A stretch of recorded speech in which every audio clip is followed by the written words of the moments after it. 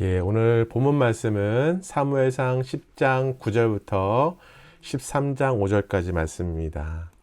사무엘상 10장 9절부터 13장 5절, 15절까지 말씀이고요. 여러분들 성경책 가지고 계시면 이렇게 펴놓으시고 같이 살펴보면서 또 이야기와 말씀을 같이 나누어 봤으면 좋겠습니다. 본문이 긴 관계로 지난주와 같이 바로 또 말씀으로 이어지도록 하겠습니다. 여러분들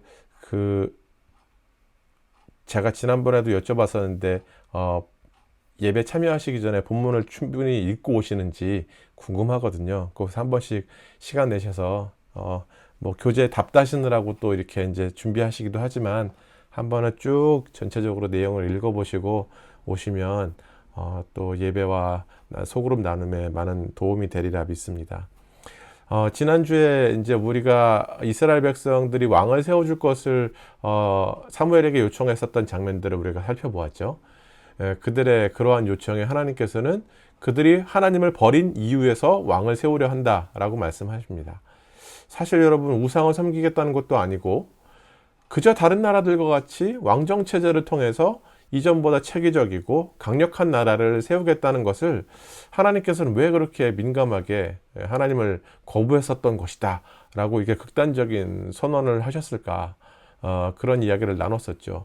그런데 지난주 본문의 8장 20절에서 그 이유를 한 가지 발견할 수 있다고 저는 말씀드렸는데, 그 한 절의 구절 속에 우리라는 단어가 무려 5번이나 들어가 있음을 보면서 결국 그들이 왕을 세우려 했었던 것도 하나님의 말씀대로 살려함보다 자신들의 부와 자신들의 힘을 얻고자 함이었음을 그들의 그 속내를 발견할 수 있었다 말씀드렸습니다. 결국 8장 8절에 나타난 바와 같이 이스라엘 백성들은 역사적으로도 출애굽 이후에 단 한 번도 하나님을 그들의 왕으로 모셔본 적이 없다라고 하나님께서는 사무엘을 통해 고발하시죠.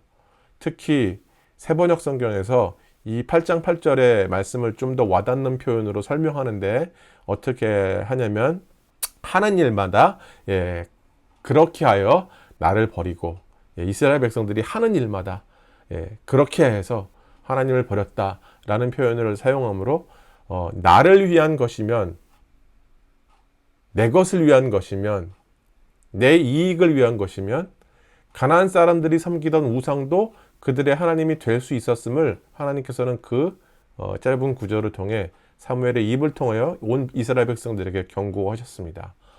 지난주에 살펴보지는 못했지만 결국 백성들의 그런 요구에 하나님께서 베냐민 지파의 유력한 사람 기스라는 사람의 아들 사울을 왕으로 세우시죠. 오늘 본문 초반인 10장을 이제 보시면 사무엘이 모든 지파를 미스바로 부르고 그곳에서 제비를 뽑습니다. 결과는 말씀드린 바와 같이 사울이 뽑히고 그를 이스라엘 왕으로 온 이스라엘 백성들 앞에서 선포를 하지요. 아이러니한 것은 10장 27절을 보면 왕을 요구한 것은 백성들이었음에도 불구하고 그들 중에 어떤 자들은 짐짝 뒤에 숨어 있었던 사울을 업신여기면서 그와 같은 자가 어찌 이스라엘 왕이 될 수 있겠느냐 라면서 비아냥거리기까지 하는 장면을 나타내고 있습니다. 그들의 요구에 따라 사울을 왕으로 세웠음에도 불구하고 시작부터 쉽지 않은 반대가 있었다는 것을 우리가 발견할 수 있지요. 11장으로 넘어오면서 이스라엘은 생각지 못한 위기를 겪게 되고 왕으로서 사울 또한 이 상황을 타개해야 하는 처지에 놓이게 됩니다. 11장 1절과 2절을 보면 제가 한번 읽어드릴게요. 11장 1절과 2절입니다. 암몬 사람 나하스가 올라와서 길랏 야베스에 맞서 진침해 야베스 모든 사람들이 나하스에게 이르되 우리와 언약하자, 그리하면 우리가 너를 섬기리라 하니, 암몬 사람 나하스가 그들에게 이르되 내가 너희 오른 눈을 다 빼야 너희와 언약하리라. 내가 온 이스라엘을 이같이 모욕하리라. 암몬 족속이 길랏 야베스 지역에 진을 치고 그들과 대치하게 됩니다. 단순히 길랏 야베스 사람들만 공격하려고 하는 것이 아니라 온 이스라엘 백성들을 능욕하고자 했음을 알 수 있어요. 특별히 문제를 이제 11장 4절의 말씀을 보니까 암몬 사람들이 공격이 임박했다는 소식을 들은 기브아 사람들이 사울을 중심으로 전쟁을 준비하는 게 아니에요. 왕이 뽑혔음에도 왕을 중심으로 뭔가를 이루는 게 아니라 길르앗 야베스 사람들도 우리가 너희를 섬기겠다는 우스꽝스러운 얘기를 해요. 참 결국 이 사람들의 반응이 어떻습니까? 11장 4절을 보니까 이에 전령들이 사울이 사는 기브아에 이르러 이 말을 백성에게 전하며 모든 백성이 소리를 높여 울더니 막 앉아서 막 통곡하기 시작하는 거죠. 다 죽었다 이거예요. 특히 5절을 보니까 그들의 백성들이 울고 있는 상황 가운데 왕이었던 사울은 소를 몰고 오다가 그들의 통곡의 이유를 묻는 상황이 나타납니다. 즉 아직 대관식을 치르지 않았지만 그 부분들이 이제 뒤에 나타나긴 하는데, 왕이었음에도 불구하고 제비를 뽑혔음에도 불구하고 여전히 밭에서 소를 몰고 적의 침략을 받았음에도 그 누구보다 가장 늦게 소식을 접하게 되는 것이죠. 아직까지 사람들이 사울을 왕으로 인식하지 못하고 있지 않았는가 싶기도 합니다. 이때부터 사울이 왕으로서의 모습을 나타내기 시작하는데 6절 말씀 한번 읽어드릴게요. 6절 말씀 여러분 성경 갖고 계시면 눈으로 한번 같이 읽으시면 좋겠습니다. 6절입니다. 사울이 이 말을 들을 때에 하나님의 영에 크게 감동되매 그의 노가 크게 일어나. 같은 소식을 듣고도 사울의 반응은 다른 이들과는 좀 다른 모습을 보여주죠. 사울에게 특별한 능력이 있어서가 아니라 하나님의 영이 그로 하여금 의로운 분노를 일으키도록 하시는 것을 본문은 설명합니다. 결국 하나님이 아닌 인간 왕을 의지하는 선택을 했지만 여전히 하나님은 당신들의 백성을 향한 인도하심을 신실하게 보여주시는 것을 이 본문에서 확인할 수 있어요. 그뿐 아니죠. 결국 사울은 두 마리의 소, 본인이 이제 끌고 오던 두 마리의 소를 한 결이라고 하는데, 두 마리의 소를 잡아서 다 각을 뜨고 각을 뜬 소의 부위를 각 지역으로 다 보냅니다. 그리고 모두가 한 군대를 이루어서 암몬에게 대항할 것을 요청하지요. 그때 여호와께서 주시는 두려움이 각 사람에게, 온 지역에 있는 모든 사람들에게 임하고 한 사람과 같이 모든 민족들이 연합해서 일어서는 극적인 장면을 하나님께서는 사울을 통해 이루어내시죠. 여러분, 사사시대에는 사사들의 리더십 속에 각 지파별로 2개 내지 3개의 지파가 연합으로 적을 대항해서 물리쳤다고 하지만 이제는 사울을 통해서 가나안 정복 이후에 이스라엘 온 민족인 연합을 처음으로 이루는 놀라운 장면을 보여주고 있어요. 사랑하는 성도 여러분, 두려움은 여러분 또 다른 두려움을 낳습니다. 그렇지만 하나님을 경외하는 자, 그분을 두려워하는 자, 하나님을 두려워할 줄 아는 자는 힘든 현실 속에서도 그것을 버텨내고 이겨낼 수 있는 뚝심을 우리에게 하나님께서 공급해 주시는 줄로 믿어요. 중요한 것은 여러분, 성령에 감동되었다고 해서 현실에서 내가 바라고 원했던 결과가 바로 뒤따른다는 것은 아니에요. 사울이 하나님의 영에 감동됐지만 여전히 암몬 족속이라는 대치하고 있는 적군들이 있었듯이 우리가 하나님의 영에 감동되었다고 해서 우리가 바라고 원했었던 모든 그 소위 말하는 뭐라고 할까, 형통한, 세상 말로 말하는 형통, 하나님 안에서 형통이 아니라 그 모든 좋은 결과가 뒤따르지 않습니다. 오히려 정말로 여러분 생각지 못한 실패와 좌절을 겪을 수도 있어요.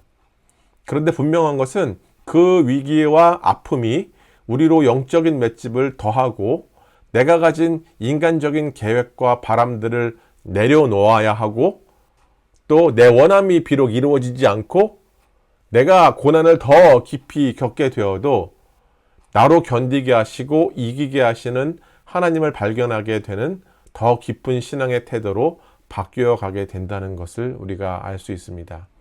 여러분, 이것이 위기를 기회로 바꾸어 가시는 하나님의 은혜가 아닐까 저는 생각해요. 우리의 간증과 고백은 보통 교회에서 이루어지는 고백들, 간증 같은 거 들어보시면 하나같이 어려움을 속에 기도하고 엎드리니까 그동안 이루어지지 않았던 문제들이 해결됐다. 하나님께서 다 기도에 응답해 주셨다라는 그런 식의 내용들만 가득해요. 간증들 들어보면.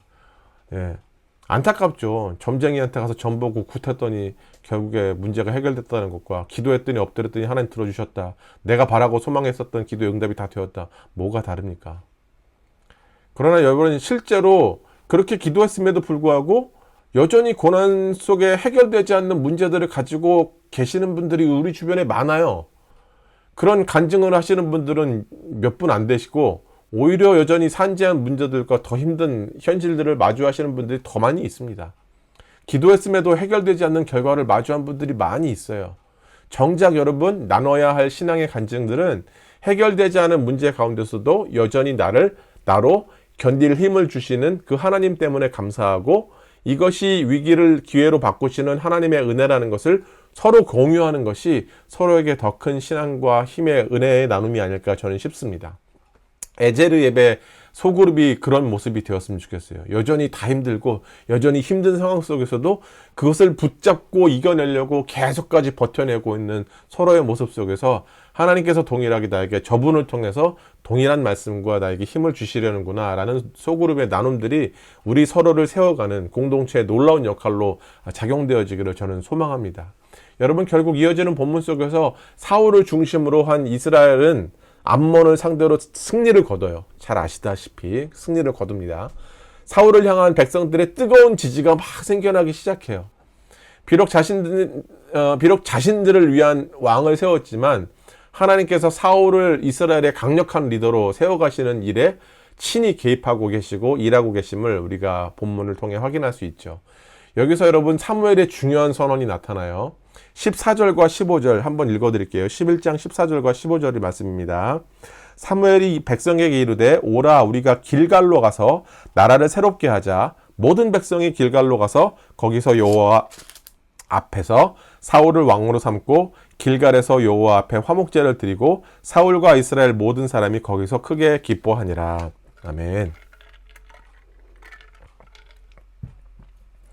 예, 여러분, 길갈이 어떤 장소인지 기억하십니까? 길갈. 불어난 요단을 건너고 그곳에 돌을 쌓고 하나님께서 자신들을 이끄셔서 도무지 건널 수 없었던 요단을 건너는 기적적인 인도하심을 경험했던 곳, 그곳이 바로 길갈이에요. 사울의 리더십을 새롭게 하심을 통해서 하나님께서는 이스라엘 백성들로 지금까지 잊고 살아왔었던 하나님과의 그 약속, 하나님이 어떤 분이신지를 기억나게 했었던 그 언약, 하나님과의 관계를 새롭게 하는 것에 눈을 뜨게 하시는 사건으로 이어져요. 사울을 그렇게 세우셔서 야, 너희들에게 그 위대하고 능력 있는 왕이 생겼네, 좋겠네, 이 얘기가 아니고요. 사울을 새롭게 탁 전면에 부각시키면서 기억나게 하는 그 장면과 장소가 바로 사무엘을 통해서 말씀하시는데, 예전에 하나님께서 이스라엘 백성들과 말씀하셨던, 하나님께서 보여주셨던 놀라운 약속이 있었던, 놀라운 기적적인 사건이 있었던, 그것을 증명하시고 하나님이 어떤 분이신지를 드러내셨던 그 하나님과의 관계를 새롭게 하는 것에 눈을 뜨게 하는 사건으로 이어져요. 결국 12장에서 사무엘은 자신의 은퇴를 선언하면서 중요한 도전을 백성들에게 합니다. 12장 6절에서 11절을 보시면 사무엘은 이스라엘의 역사들을 쭉 설명해요.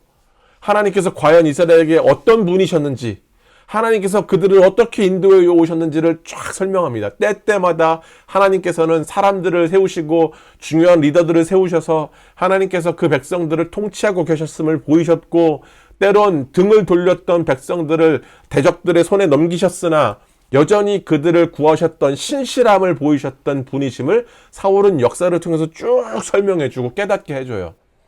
여러분, 이어지는 말씀 13절에서 15절까지 그리고 20절에서 25절까지 나타나는 사무엘의 경고 속에서 앞선 11장 14절에 나타난 나라를 새롭게 한다, 제가 방금 전에 읽어서 드렸던 길갈에서 나라를 새롭게 하자, 나라를 새롭게 한다라는 의미가 무엇인지 설명해 줍니다. 나라를 새롭게 한다는 것은요, 사무엘의 그 선언이 어떤 것이냐면 무슨 천지개벽을 의미하는 게 아니에요. 이전에 살았었던 삶의 모습이 다 바뀐다, 이런 게 아니에요. 이미 이스라엘 백성들이 다 알고 있는 사실을 다시 한번 기억해 주는 거예요. 왕정체제를 갖추어도, 힘 있는 왕이 세워져도 변하는 것 아무것도 없다, 이 얘기하는 거예요. 여전히 하나님의 백성님을 잊지 않고 왕을 중심으로 하나님 말씀 앞에서 벗어나는 삶을 살지 않도록 하는 것이 왕을 중심으로 나라를 새롭게 하는 것이다 라는 것을 알려줍니다. 하나님께서는 이스라엘 백성들이 인간 왕을 세우는 것을 기뻐하지 아니하셨으나 결국 여러분 아시듯이 이스라엘 백성들이 왕을 요구할 것을 이미 알고 계셨고, 심지어 모세를 통해서 신명기 17장에서 왕의 자격에 대해서 말씀해 주시기까지 해요. 예, 왕의 자격에 대해서 말씀해 주십니다. 신명기 17장 18절에서 20절 제가 한번 읽어드릴게요. 18절에서 20절. 예, 여러분들 뭐 이제 펴셔서 읽으시면 좋고요. 제가 읽어드리겠습니다. 그가 왕위에 오르거든 이 율법서의 등사본을 레위 사람 제사장 앞에서 책에 기록하여 평생에 자기 옆에 두고 읽어 그의 하나님 여호와 경외하기를 배우며 이 율법의 모든 말씀과 이 규례를 지켜 행할 것이라. 그리하면 그의 마음이 그의 형제 위에 교만하지 아니하고 이 명령에서 떠나 좌로나 우로나 치우치지 아니하리니 이스라엘 중에서 그와 그의 자손이 왕위에 있는 날이 장구하리라. 와, 여러분, 뭐 말 뒤에 힘줄을 끊고 금과 뭐 아내를 많이 두지 말고 이 얘기가 중요한 게 아니라 이게 더 중요한 얘기예요.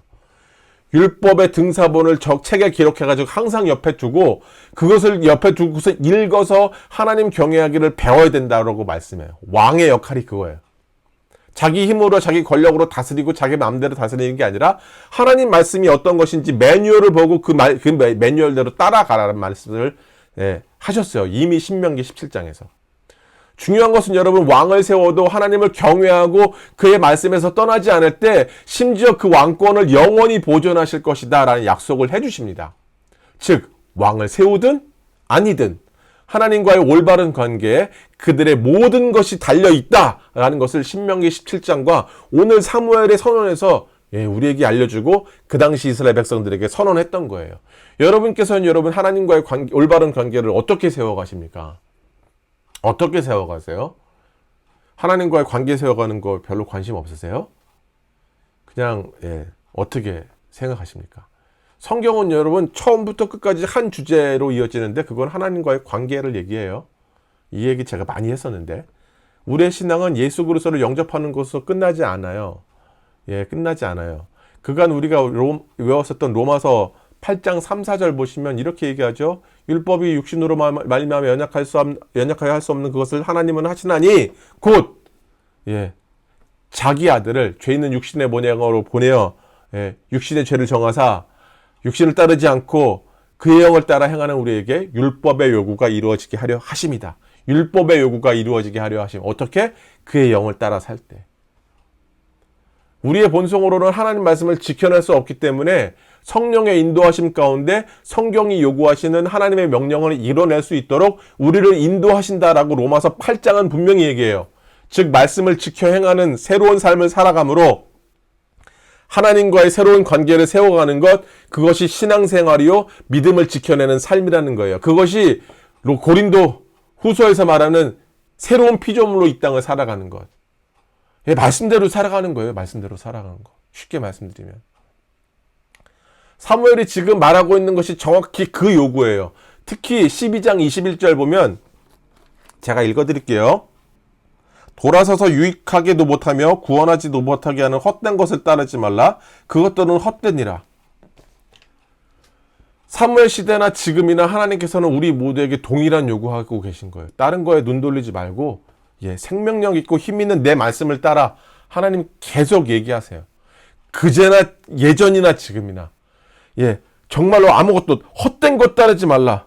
유익하게도 하지 못하고 구원하지도 못하는 것 따라가지 말라. 하나님 그렇게 말씀하시는 거예요. 하나님과의 올바른 관계를 세운다는 것은 여러분 그저 뜬구름 잡는 신앙을 말하지 않아요. 정말 실제적이고 실질적인 삶의 증거가 요구돼요. 신앙의 연수가 오래되어도 소위 이 신앙의 길에서 잔뼈가 굵을 대로 굵어도 하나님과의 친밀한 관계를 세우지 못하는 경우가 허다해요. 저도 그렇죠. 저도 그래요. 허다해요. 여러분 신앙생활 오래 하신 분들 스스로 자문해 보세요. 내가 몇십 년 신앙생활 했는데 내가 하나님 이 길에서 정말 하나님과의 그 신앙 속에 하나님을 믿어가는 신앙을 내가 정말로 삶으로 실질적으로 드러내고 있는지. 신앙 연수한 것만큼은 사실 그렇게 못 살아내요. 우리가. 하나님과의 올바른 관계를 세워가는 방법은요. 여러분 왕도가 없어요. 특별한 지름길이 없어요. 그냥 그분의 말씀을 순종하면서 하루하루를 살아내는 거예요.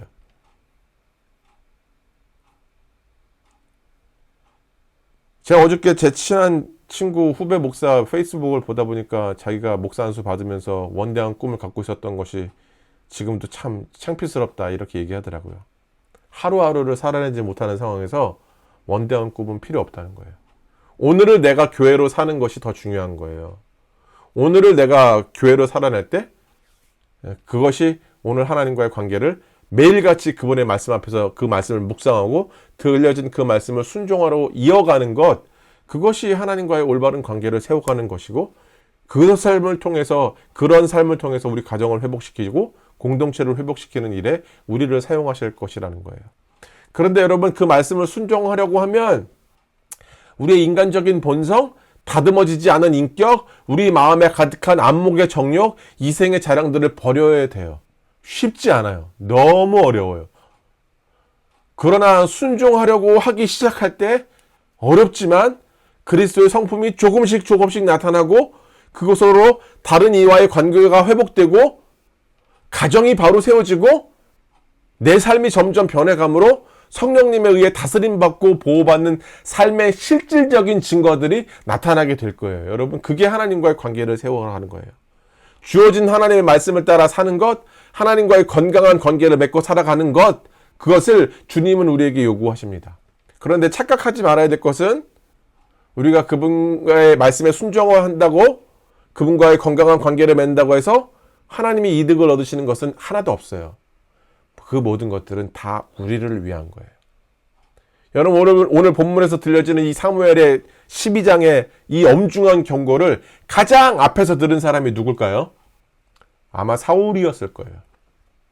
암몬과의 전쟁을 승리로 이끈, 적진까지 뛰어들어가서 그들을 괴멸시킨 그 용맹한 장수 사울은 그날 그 자리에서 떠오르는 별처럼 사람들의 환호를 받고 있었을 거예요. 그런데 그때 우레와 비가 막 쏟아지면서 하늘을 찢을 것 같은 소리가 나면서 사무엘을 통한 하나님의 경고가 사울에게 날아들었던 거예요.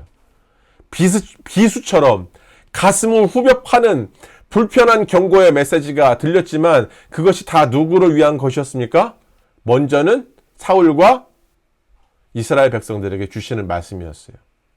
왕정체제가 도래해도 하나님의 약속은 예나 지금이나 변함이 없다는 경고를 사무엘을 통해 그들의 귓전에 말씀해 주셨습니다. 그리고 그러한 하나님의 경고와 메시지는 사무엘 때나 2022년을 살아가는 우리에게나 동일하다는 거예요. 사무엘이 12장에서 마지막 메시지로 백성들에게 전달한 내용은 여러분 이전에 모세와 여호수아가 이스라엘 백성들에게 이야기하고 부탁했었던 것과 똑같습니다. 하나님을 경외하고 그분의 말씀을 지켜 살아갈 것을 간곡히 부탁해요. 모세와 여호수아가 했었던 동일한 메시지는 그들의 유언이나 다름없는 것이었어요. 죽음을 눈앞에 둔 상태에서 자신들의 평생의 삶을 돌아본 결과 하나님을 경외하여 그분과의 올바른 관계를 맺고 살아가는 것이 가장 큰 복이기에 죽음 앞에서 그들은 백성들에게 그런 선언을 했었던 것이고, 사무엘도 자신의 은퇴와 더불어 같은 메시지를 이스라엘 백성들에게 했던 거예요.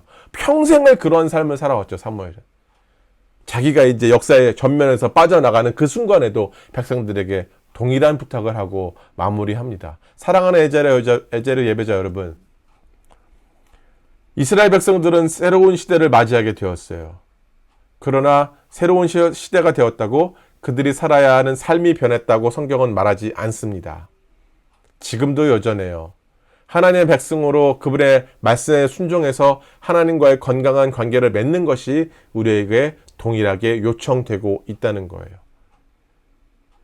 여러분의 삶에 날마다 하나님과의 건강한 관계를 세워가는 것을 가장 중요한 삶의 목표로 삼으시고, 하나님의 말씀, 그분을 우리의 진정한 통치자요 인도자로 삼아 그분의 말씀 따라 살아가시는 여러분의 삶에 정말로 쉽지 않지만 날마다 그 선한 싸움을 싸워내시는 은혜가 있기를 간절히 소원합니다.